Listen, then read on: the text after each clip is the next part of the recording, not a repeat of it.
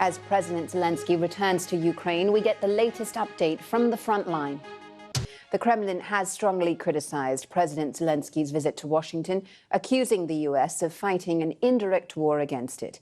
In a speech, President Putin said a new Patriot missile defense system would simply prolong the war and that Russia would find an antidote. The Ukrainian leader is now back in Ukraine. And while 10 months on since the start of the conflict, Ukrainian forces have regained some areas taken by Russia. But people across the country are without power because of Russian aerial attacks, and some are without family members killed in the conflict. The BBC has been following one soldier, Lieutenant Eugene Gromadsky, as he fights to defend his country at great personal cost. Our correspondent Quentin Somerville and camera journalist Darren Conway joined him at an undisclosed location near Kupiansk in the country's east, where fighting continues amid appalling winter conditions. When the enemy is on your doorstep, sacrifices must be made. This is home for a platoon from Ukraine's 92nd Brigade. They've a few small rooms in an abandoned house. They're crammed in tight. Meals are eaten standing up. Not that Senior Lieutenant Eugene Gromadsky gets to spend much time here. He's had only 2 hours sleep, but again needs to head out to the front.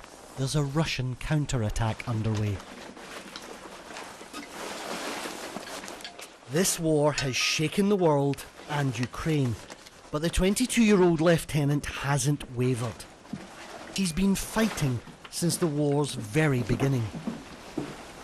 When his army veteran father was killed on the first day of the invasion, he didn't falter. This was 9 months ago when I first met Eugene, at the start of a conflict that would transform him and his country. He just recently graduated. He and Ukraine were ill-prepared.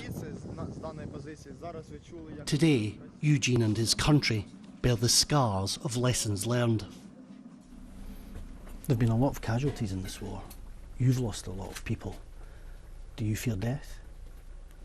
The person who is not afraid is already dead. If you meet death with open arms, it will avoid you because death loves the brave. That's why I don't think about death. I only think about life, the lives of my comrades and the lives of those in my unit. These are the men who have Eugene's back, who stand at the ready in this winter wasteland, exposed to Russian firepower and the elements. They're trying to halt a Russian breakthrough. There's hardly any cover here, so they move as fast as the cold allows, knowing that Russian guns will soon find them. The enemy's positions are being hit by fire. They're trying to advance, but our artillery is helping our infantry with a counteroffensive. And we will keep fighting until the end. It's our land. It's our blood. Time is up. The Russians are targeting them. Let's go there. Their aim for now is off, but it's closing in. Artillery strikes a nearby tree line. Eugene's comrades hit the trenches. There's fierce fighting up ahead. The Ukrainians have taken a lot of ground here. But for all the sophisticated weaponry and all the ammunition, this is what it comes down to in the end. Men, mud, and an enemy which is within rifle range. Ukraine is still advancing here, but winter is coming, and the next few months are going to be a slow, hard grind. But in these conditions, it's tough maintaining momentum. When Ukrainian soil turns into soup, regaining every step of territory is a slog. We need to work on that village over there.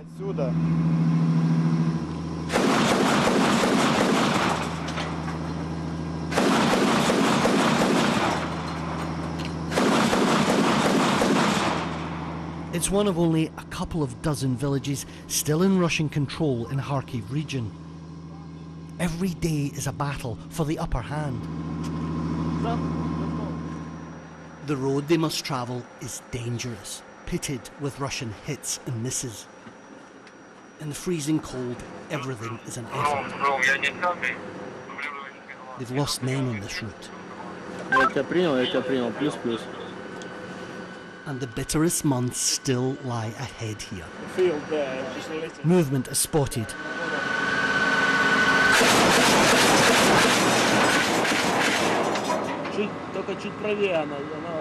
A little bit to the right, on the corner over there, right behind the hangar.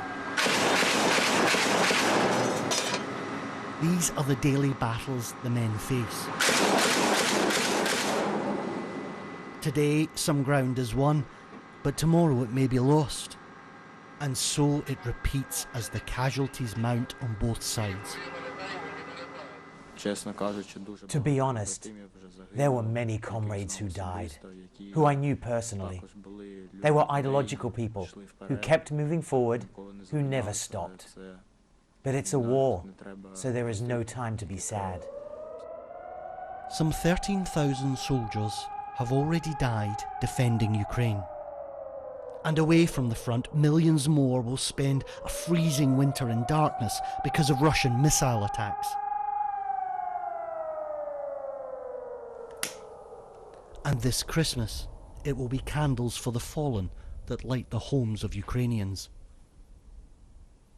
Natalia had two heroes in her life. Her first, her husband. He was killed on the first day of the war as he defended the city. Can you describe your husband to us? What kind of a man was he?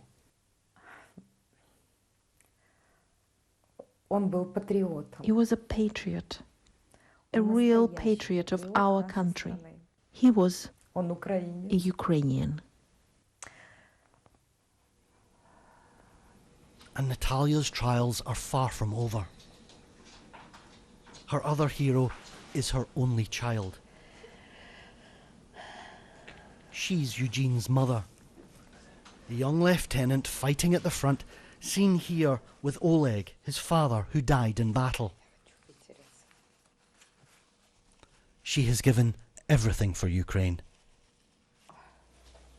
9 months into this war, do you have a message for other Ukrainian mothers?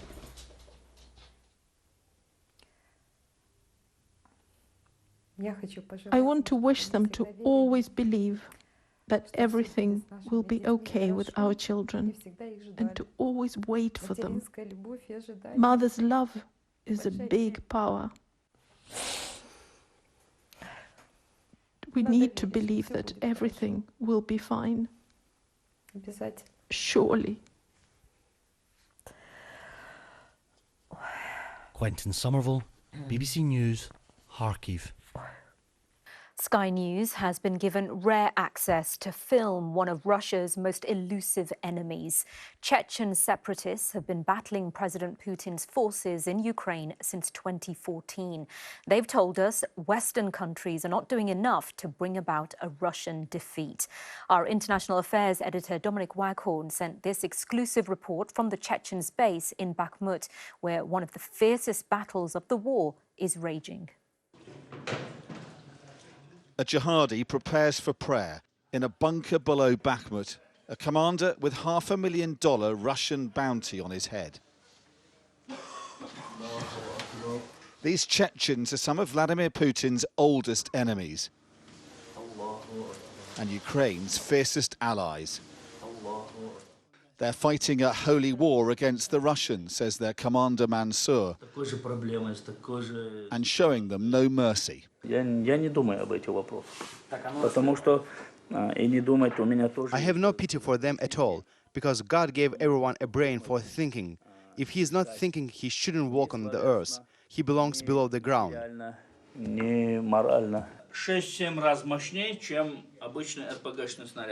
They're a sabotage unit, improvising their own weapons. A fire extinguisher packed with high explosives as a rocket-propelled grenade.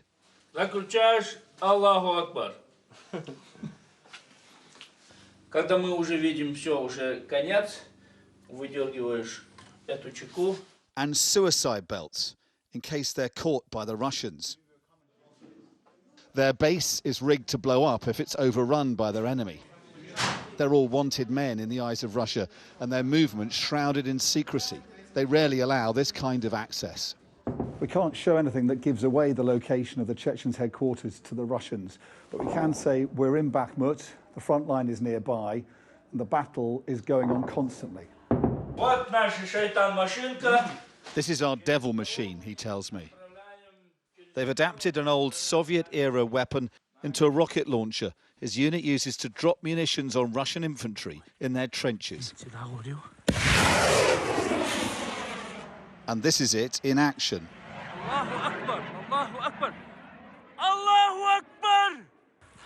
Сейчас они начнут. Oh, yeah!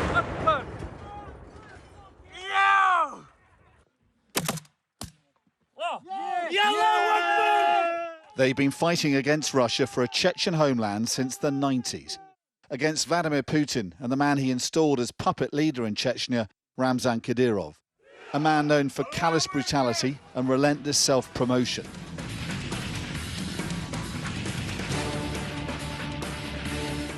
His Chechen forces are fighting for the Kremlin in Ukraine. To these men, those Chechens have sold their souls to Putin.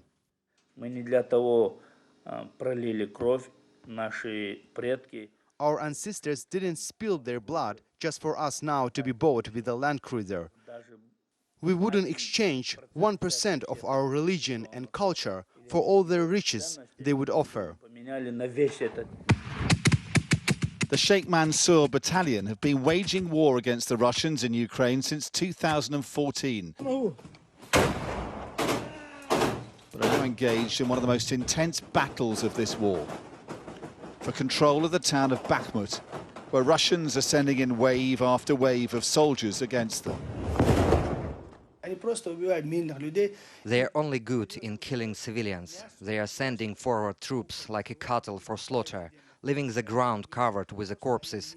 They do it every day. They have no pity for their own people. The ranks of the battalion have been increased by Ukrainian converts. If today the war ends in Ukraine, that is, we win, for us it will not end. We have to fight until that time that we destroy that empire of evil totally. Their commander has fought the Russians for 20 years, 8 of them spent in prison. They all hope when this is over they can take the battle to Chechnya and win back their homeland. As the Russians inch towards them, they plan their next move. But their enemies are for now destroying the city block by block in a grinding war of attrition. Neither side shows any sign of winning. Dominic Waghorn, Sky News, Bakhmut.